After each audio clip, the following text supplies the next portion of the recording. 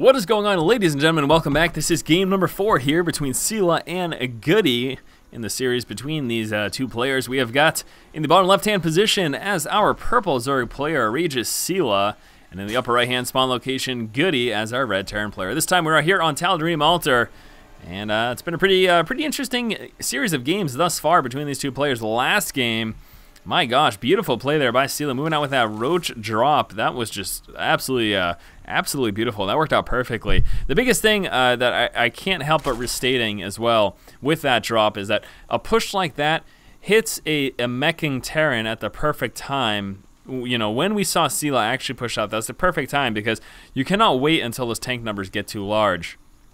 And the biggest problem is that in the kind of the early mid stages of the game against a meching Terran, you can't really push up from the ground on their natural expansion and up into their main because they've got tanks on the high ground. And that's exactly what we saw from GoOdy.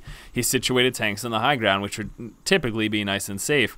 But since Seala was able to bypass those walled-in tanks and drop essentially right on top of them by dropping into the main his Roach and Speedling army with his overlords, he could quickly overwhelm that small number of tanks and then just run rampant in the main base. And that's precisely what happened. Were those tank numbers to get any larger, he would start taking too much splash damage, and then all of a sudden it wouldn't even really matter if he dropped. But once more, hit at that perfect time, was able to bypass that frontal wall off and those properly positioned tanks with that drop.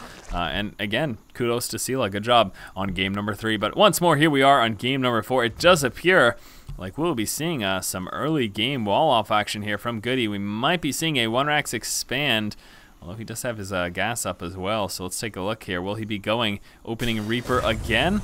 It is quite possible.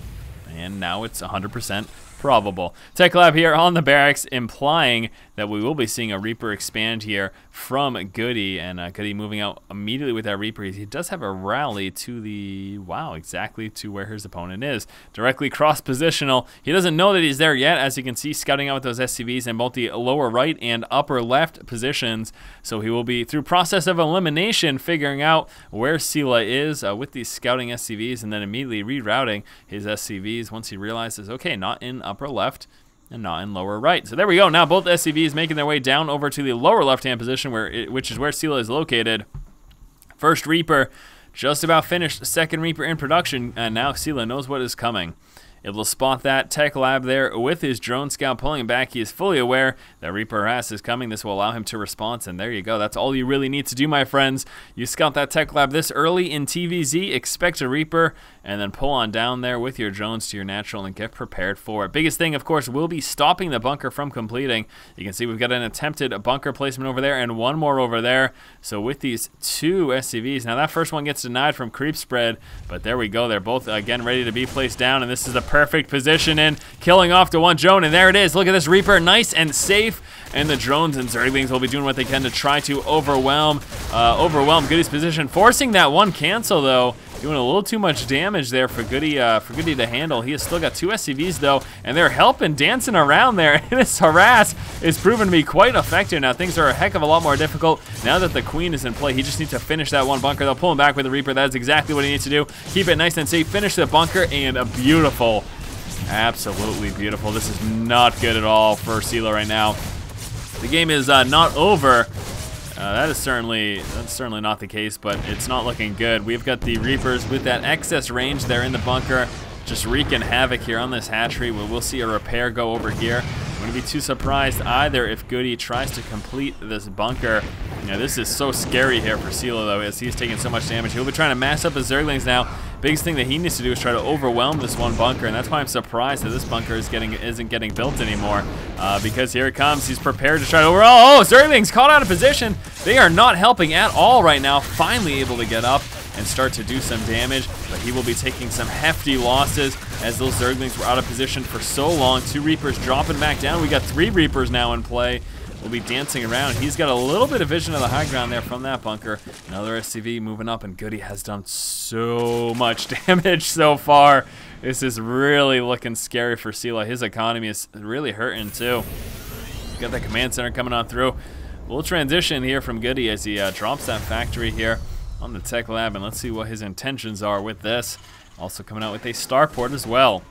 Maybe Blue Flame Hellion. We might be seeing a Blue Flame Hellion drop. There's a third Reaper right now as GoOdy prepares to do even more damage. And these Reapers have been so baller so far. Look at that one guy's got 9 kills already. And here we go, moving up. Those Zerglings unupgraded do not stand a chance against those Reapers with a little bit of micro.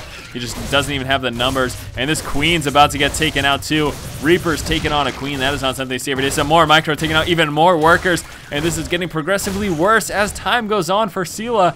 Seala, oh man, you know, it's really funny because Reaper Harass used to be amazing. It used to be amazing before they made the change to not allowing the nitro packs there for your Reapers, not allowing that increased speed without a factory.